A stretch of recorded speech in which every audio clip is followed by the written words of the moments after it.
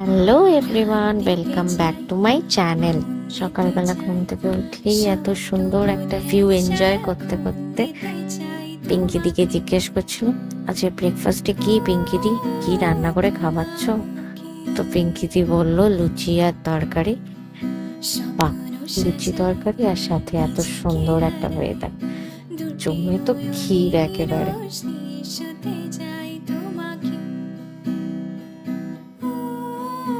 ঠিক এই টাইমে আমি প্রীতমকে বলেছিলাম, তুমি আর আমি লোভনীয় ব্রেকফাস্ট, সাথে রোম্যান্টিক ওয়েদার, পাক্কা রোম্যান্টিক ডেট, তাই নয় কি? তার রিপ্লাই দিয়েছিল, তাড়াতাড়ি খেয়ে নাও, নাহলে ঘুরতে নিয়ে যাব না। পাও পাই পাও। সানুদাও বাজার থেকে চলে এসেছে। এবার সানুদা আমাকে প্রীতমকে নিয়ে তাদের পাড়ার নতুন শিব মন্দিরটাকে দেখাতে নিয়ে আসে।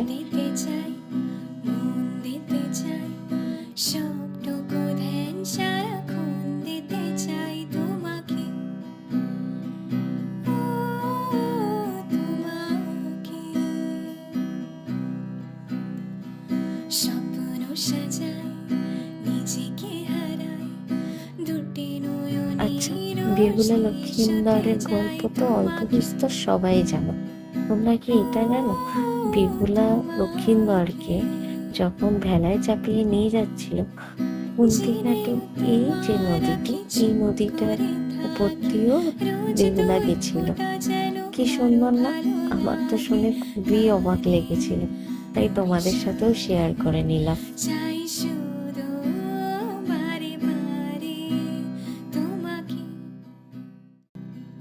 চলো এবার বাড়ির থেকে ফেরা যাক, লাঞ্চ করে তো আবার বেরোতেও হবে।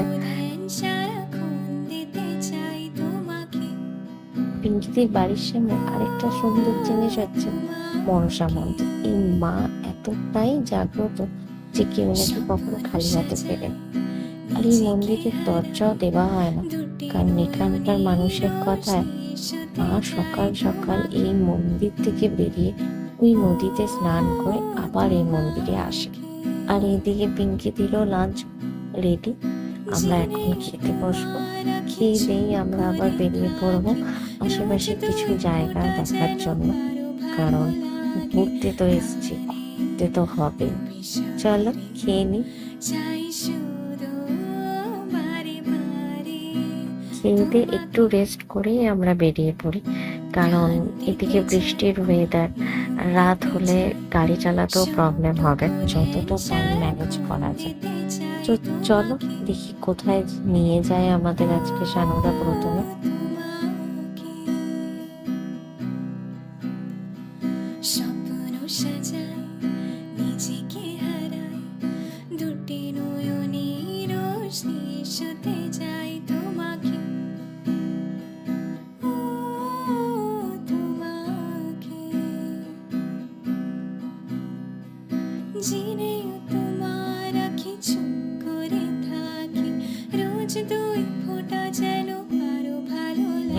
আমরা আমাদের প্রথম ডেস্টিনেশনে চলে এসেছি, আর এদিকে পিঙ্কিদি দেখাচ্ছিল সবুজ দ্বীপ যাওয়া যায়।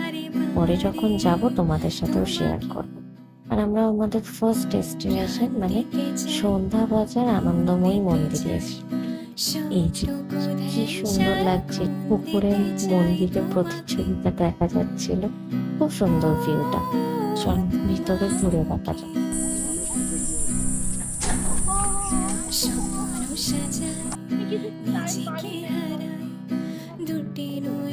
হে ভগবান, আমার সাথে এই গুরু সম্পর্কটা কি এতটাই গভীর যে যেখানে যাই একবার করে শরীরের যে কোনো পার্টে একবার করে গুঁতো খাই। কি করবো, মাথা ডলতে ডলতে পুরো মন্দিরটা ঘুরে দেখেছিলাম সেদিনকার, এখনো মনে পড়ে। আর এখন যথার্থই হাসিই পায়, কিন্তু সেদিনকার খুব বুঝেছিলাম ব্যথা যে কি হয়েছিল। নিখুঁত পোড়ামাটির কাজ করা এই মন্দির, দুধারে ছটা ছটা 12খানা ছোট ছোট আটচালা করা মন্দির, আর মাঝে বড় একটা মন্দির।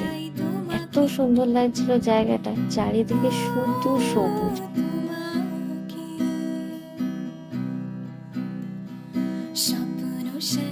এই যে বড় মন্দিরটির দুধারে ছটা ছটা 12টা মন্দির দেখা যাচ্ছে, এগুলোতে মহাদেব প্রতিষ্ঠিত ছিল। আর এই মাঝের বড় মন্দিরটিতে মা কালীর, মানে মায়ের আনন্দময়ী রূপটি প্রতিষ্ঠিত ছিল। জানি না তোমরা ঠিকভাবে দেখতে পেলে কিনা।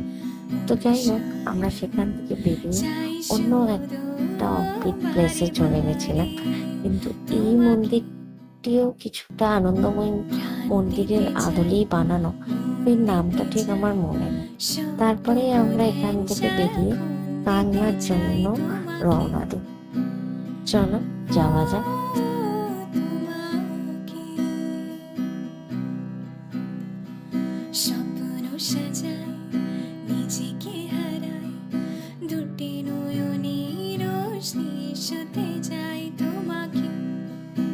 এই ভিউটা আমার সব থেকে পছন্দের ভিউ।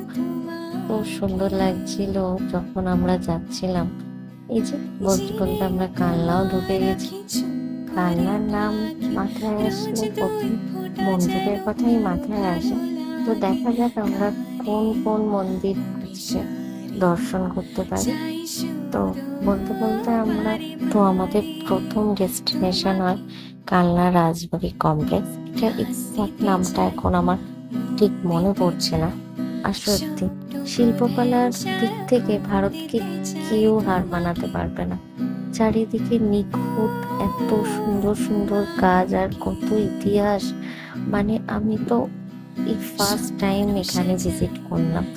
আমার এত ভালো লেগেছে জায়গাগুলো। আমি তো ধরে ধরে সব কিছু পর্যবেক্ষণ করছিলাম আর কাজগুলো দেখছিলাম যে ঠিক কিরম ভাবে কাজ করেছে ওরা।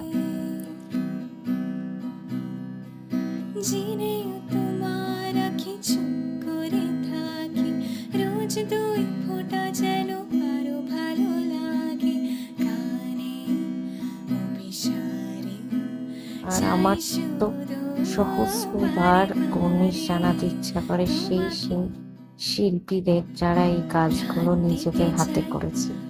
তারপরে আমরা চলে আসি তার পাশে 108 শিব মন্দির কালনাতে।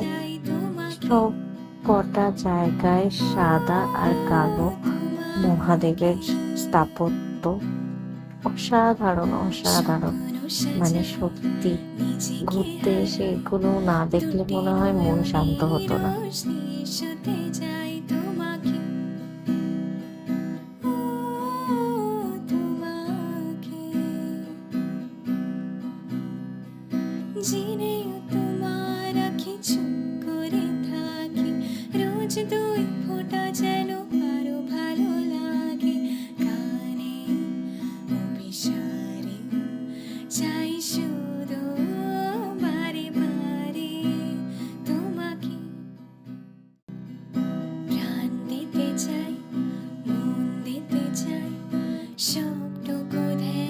চলো অনেক তো ঘুরে নিলাম, এবার একটুখানি পেট পুজোটাও হয়ে যায়।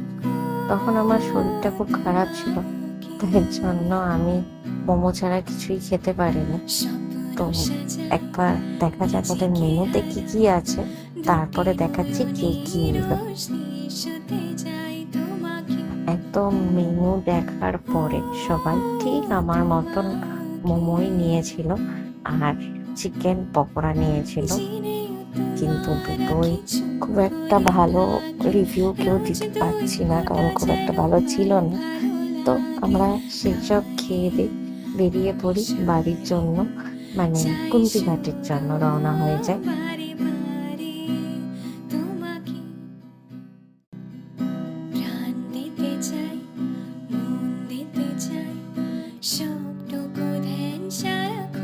জানো তো, এত আলো ঝলমলের জায়গায় থাকতে থাকতে এক দুদিন একদম নিস্তব্ধ পরিবেশে সময় কাটাতে আমার বেশ ভালো লাগে। তোমাদের কেমন লাগে কমেন্ট করে জানিও কিন্তু। আর এই যে আরেকটা সুন্দর নিদর্শন দেখাতে নিয়ে এসছে সানুদা, কুন্তিঘাট উডেন হ্যাঙ্গিং ব্রিজ। এটা পুরোটাই কাঠের তৈরি, মানে আমার একটু অবাকই লাগছিল।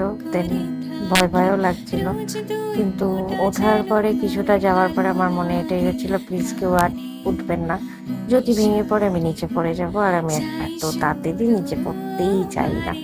যাই হোক, একটা সুন্দর এক্সপিরিয়েন্স হয়েছে, নেক্সট টাইম আবার যাবো ওখানে।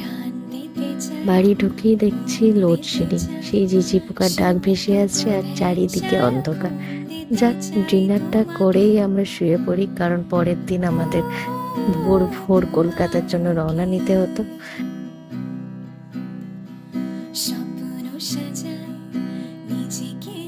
বৃষ্টির সাথে আমাদের আহ্বান জানিয়েছিল কলকাতা। আমার তো বেশ লেগেছিল। তোমাদের কেমন লাগলো আমার ব্লগটা সেটা কিন্তু তোমরা জানিও। দেখা হচ্ছে অন্য কোনো ব্লগে, ততক্ষণের জন্য টাটা।